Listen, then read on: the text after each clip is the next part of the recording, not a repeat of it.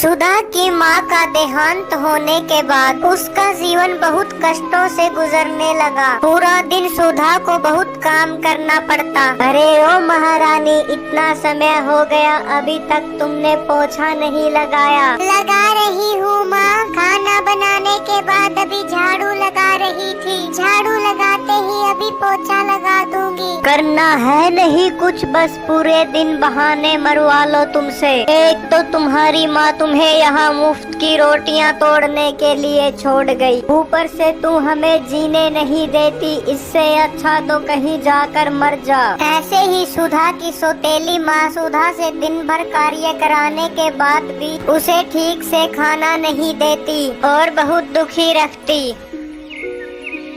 काम से शाम को सुधा के पिता जब घर पर आते हैं तो अपने साथ हुए दुर्व्यवहार के बारे में अपने पिता को बताती है, पर उसके पिता भी उसकी सौतेली माँ को कुछ नहीं बोल पाते, क्योंकि वह छोड़कर मायके जाने का रौब दिखा देती।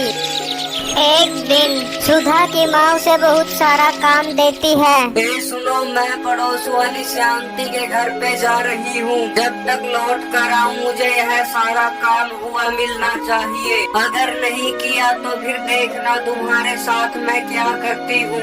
और खुद बातें लगाने पड़ोस में चली जाती है। हे भगवान, आखिर इतना सारा काम कैसे हो पाएगा इतनी जल्दी? और नहीं किया तो आज तो मुझे जरूर मार लगाएगी। सुधा बिना कुछ किसी को बोले घर से भाग जाती है और चलते चलते जंगल में बहुत अंदर तक चली जाती है। तभी उसे एक अनोखा पेड़ दिखाई देता है। वह पेड़ उसके मन को बहुत भाता है, इसीलिए वह वही पेड़ के नीचे सफाई करके विश्राम करने लगती है। तभी घायल अवस्था में एक हिरण का बच्चा सुधा को अपनी तरफ आते हुए दिखाई देता है। वह वही जमीन पर गिर पड़ता है। अरे इस बेचारे मिर्ग को क्या हुआ? सुधा फिर उसे पानी पिलाती है और उसे छांव में बैठा देती है। मिर्ग के आराम होने के बाद, तुम जिस पेड़ के नीचे बैठी हो ये एक भूतिया पेड़ है।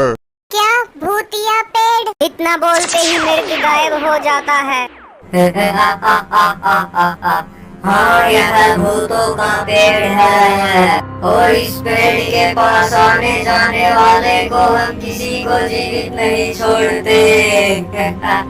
मगर हे इंसानी बच्ची, तुम्हारा अल्टे बिल्कुल ही साफ है, क्योंकि जो मिर्ग तुम्हारे पास था वह हमने ही भेजा था, इसलिए हम तुम्हें नहीं मारेंगे। इस पेड़ से तुम एक टहनी पत्तों की तोड़ लो। सुधा ऐसा ही करती है। एक टहनी जब वह पत्तों की तोड़ती है तो वह जादू से सोने में बदल जाती है। इतने सारे सोने के सिक्के, पर मैं इनका क्या करूँगी? चलती हूँ घर पर पापा को दे देती हूँ। शाम होने वाली होती है। उधर किशन घर पर आता है।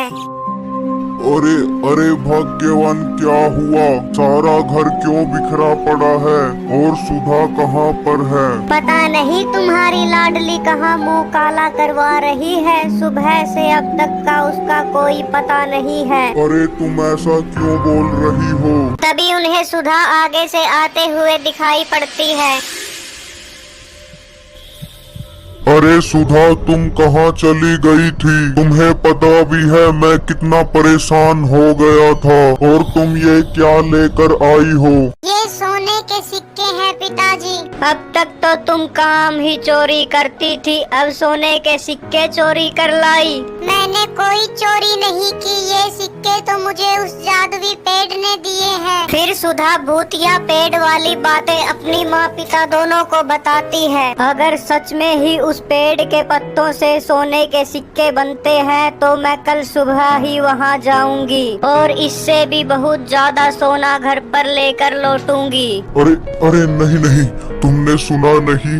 वह एक भूतिया पेड़ है, ऐसा करने में बहुत खतरा हो सकता है। इसमें तो इसकी कोई चाल है, ये सोचती है कभी कोई और ना वहाँ से खजाना ले ले, वरना उन भूतों ने इसे ही क्यों नहीं अपना भोजन बनाया है।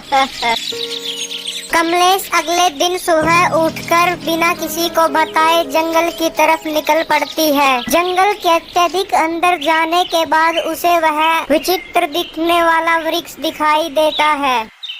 तो यही वो वृक्ष है जिसकी टहनियों से सोने के सिक्के बनते हैं। चलती हूँ सारे वृक्ष की टहनियाँ मैं जल्दी से तोड़ लेती हूँ, फिर तो मैं एकदम से बहुत माला माल और अमीर हो जाऊंगी। लेकिन इतने में ही वहाँ एक बुजुर्ग व्यक्ति आता है। वह वहाँ थक कर बैठ जाता है। अरे बेटी सुनो, मैं बहुत प्यासा हूँ। यदि तुम मुझे पास वाले तालाब से थोड़ा पानी पिला दो तो तुम्हारी बहुत मेहरबानी होगी।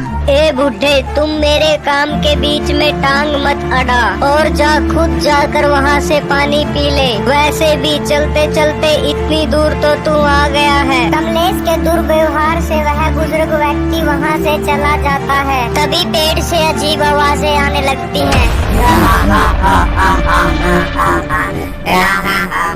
लालची और घमंडी औरत, अब तुमको हमसे कोई नहीं बचा सकता।